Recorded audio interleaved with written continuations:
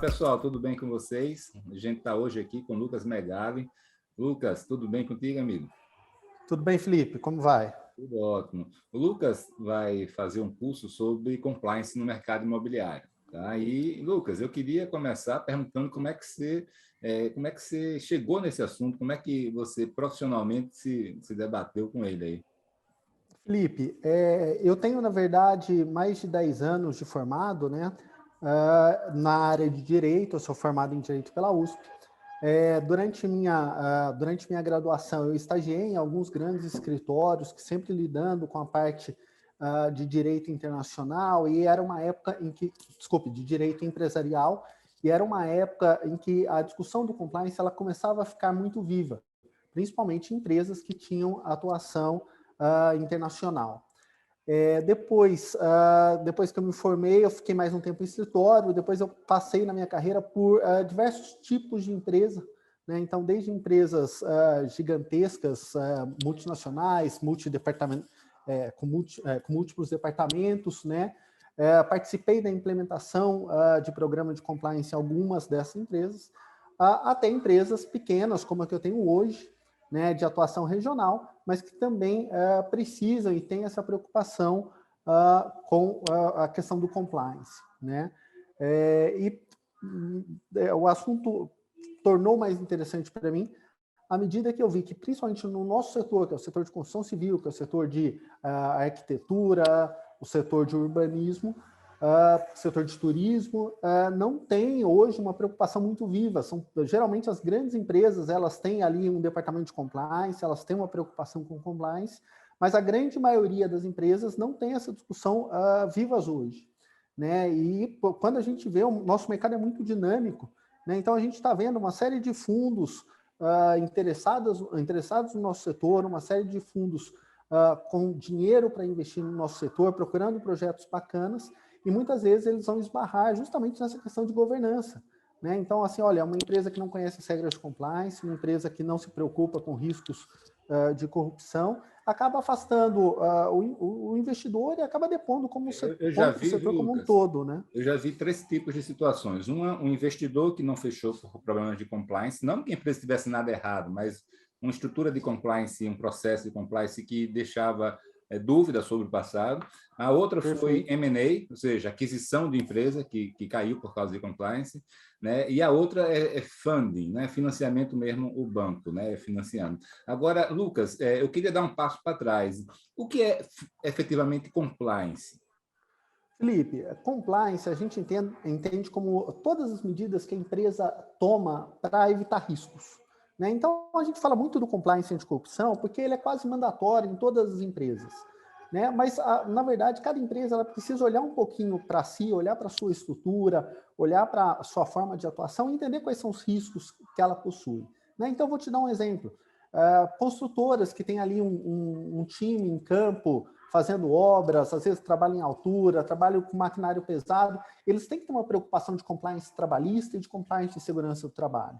Uma incorporadora que está só no trabalho administrativo e de vendas, ela já não tem tanto essa preocupação, né? Se a gente pegar numa área de logística, uma empresa que tem ali centenas, milhares de veículos, ela tem que ter uma preocupação de compliance de leis de trânsito, compliance de segurança de trânsito, né? Então, isso vai muito da realidade de cada empresa. Mas, no geral, compliance é o nome que a gente dá para as práticas que a empresa adota, né, práticas internas, para evitar que ela seja punida por conta de uma legislação, por conta de uma prática de mercado, né? Então, realmente esse Muito autocuidado. bacana isso, porque eu mesmo tinha a ideia de que compliance era somente para a corrupção, né? Não, na verdade não é, né? A gente, como eu disse, compliance anticorrupção ele é mandatório, né? Então toda empresa, independente de tamanho, independente de setor, ela tem um risco de corrupção. Então toda empresa precisa se preocupar com relação ao compliance anticorrupção, a evitar práticas de corrupção dentro dela. Mas tem outros riscos que estão envolvidos, né? Eu trabalhei numa empresa que ela tinha um market share do setor dela de 70%. Ela tinha um compliance muito grande com relação a práticas concorrenciais. Ela já tinha sofrido investigações do CAD, né? Então ela precisava ter uma série de medidas internas para evitar que, na ponta, né? Então, quer dizer, a hora que você sai da diretoria, a hora que você vai para a pessoa que está operacionalizando a empresa no dia a dia, pessoa que está lidando com clientes, que está lidando com o mercado, para que essa pessoa tenha os cuidados ali de evitar expor novamente a empresa a uma sanção do CAD, a um controle concorrencial, alguma coisa assim. Ô, Lucas, então até aquele famoso presentinho que o setor de compras ganha no final do ano entra no compliance. Entra no compliance, entra no compliance. Na verdade, a empresa ela tem que preocupar com as duas coisas, né, Felipe? Ela tem que preocupar com os presentes que ela eventualmente está dando, né? Então, vou dar um presente para um advogado da prefeitura, para um fiscal da prefeitura. Isso pode ser entendido como uma prática de corrupção, mas ela tem que estar preocupada também com os presentes que os funcionários dela ganham, né? Porque, pensa só, a gente fala muito em corrupção e a gente sempre pensa na corrupção relacionada ao Estado, mas a gente tem que pensar também na corrupção relacionada à corrupção privada, né, entre empresas.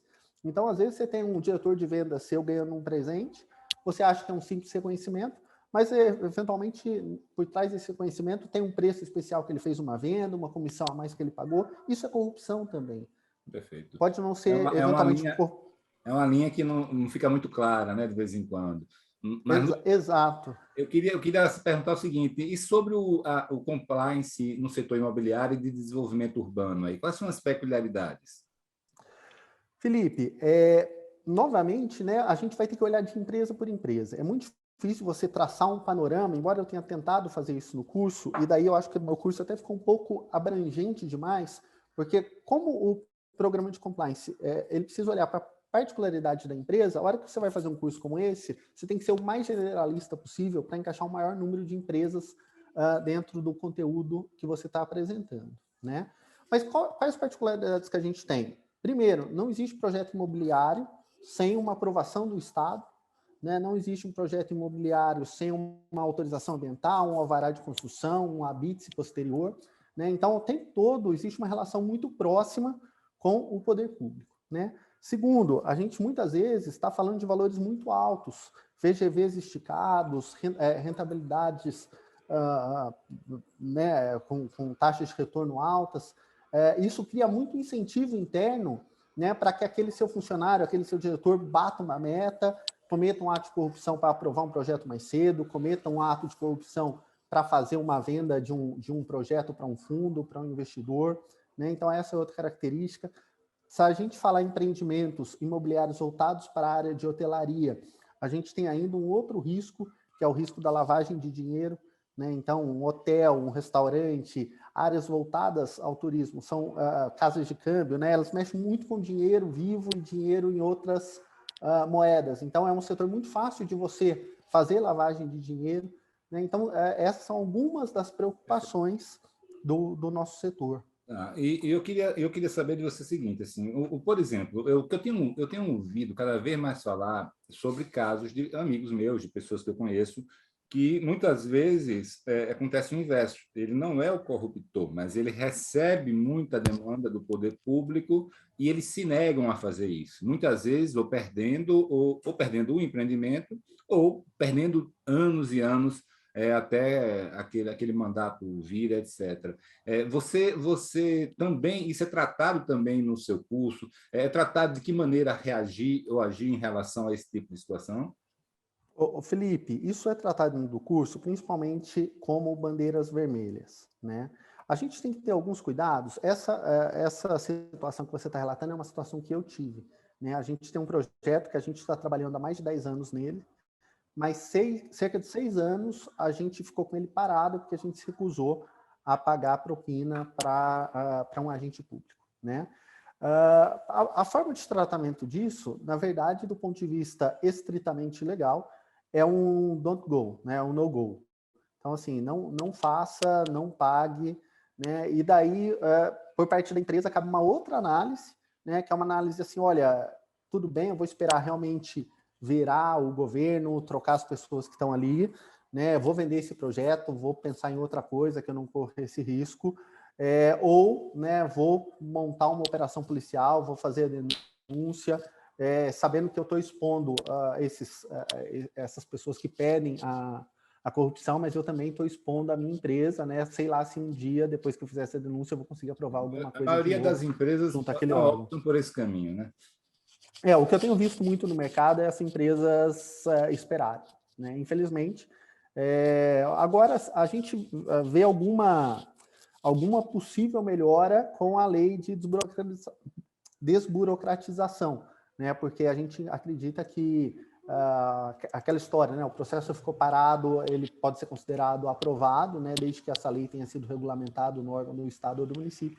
Isso deve dar alguma celeridade para os projetos. Só que lembrando que aí também tem um risco, né? Porque a hora que você entra com o pedido, a licença não sai e você toma a atitude de considerar que ela está aprovada, na verdade, se houver algum erro no projeto, a responsabilidade passa a ser sua, né? Você não divide mais ela com o administrador público.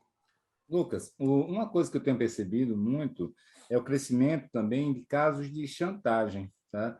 Ou seja, não por parte do poder público, mas por parte de aproveitadores, pessoas que vendo que um empreendimento está saindo, elas entram com ação na justiça ou com algo assim para chantagear a empresa para ver se consegue tirar algo também.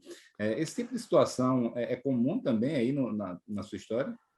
Ô Felipe, eu nunca tive esse tipo de situação, né? A empresa que eu estou hoje, né? Ela é uma empresa de mercado pequeno, né? Uma empresa muito regional, é uma empresa que boa parte dos nossos clientes são nossos amigos. A gente é muito bem quisto na onde a gente trabalha, nas cidades que a gente trabalha. Então, eu nunca tive um problema como esse na empresa que eu estou hoje de mercado imobiliário. Eu já enfrentei algumas coisas parecidas na minha vida, tá? E já enfrentei também, acho que nessa mesma linha, quando você sabe que tem um agente público por trás, né? Mas que ele não aparece direto para você. Ele chega para você através de um despachante, ele chega para você através de um advogado, e até na conversa você percebe, né, que, na verdade, tem uma pessoa por trás daquilo, tem um agente público por trás.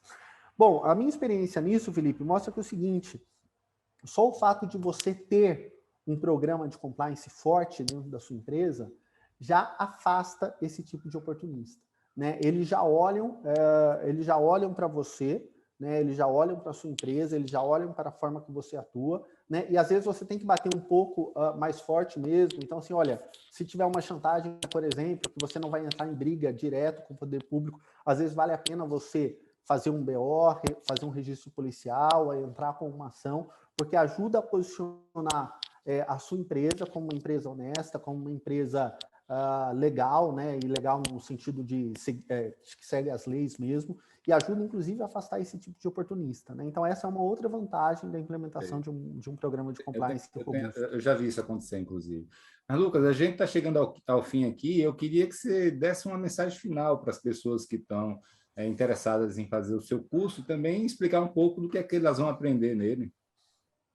Felipe, o curso está dividido em duas partes, né? Na verdade, são dois cursos. Um primeiro voltado para o compliance anticorrupção. Então, a gente vai entender conceito, legislação, histórico, vai olhar um pouco os grandes casos de corrupção, vai entender qual que é a importância de um compliance anticorrupção para as empresas do nosso setor, do setor imobiliário. O segundo curso, ele já é um curso voltado mais mão na massa, né? Então, para as empresas que já entenderam que precisam de um programa de compliance e que agora querem saber quem ela contrata para tocar o projeto, que tamanho tem que ser a equipe, quais as práticas ela tem que adotar, quanto que isso vai custar para ela. Então, é um curso mais prático, né? Eu acho que assim, a grande mensagem para as empresas do nosso setor é que não dá mais para discutir se eu vou ter um programa de compliance ou não, né? Eu acho que cada vez mais essa vai ser uma realidade que vai ser imposta, né? Então, por exemplo, leis de licitação novas que estão surgindo, elas já exigem um programa de compliance, não para todas as licitações, para as licitações acima de determinados valores, né? Fundos, a temática ESG está cada vez mais presente, então os fundos, investidores, empresas internacionais, elas começam a exigir isso das empresas do Brasil. Então, isso não é mais uma discussão se eu preciso ou não. Eu acho que é uma discussão de que tamanho tem que ter, né, de quanto que eu preciso colocar nisso, que jeito que eu vou estruturar isso.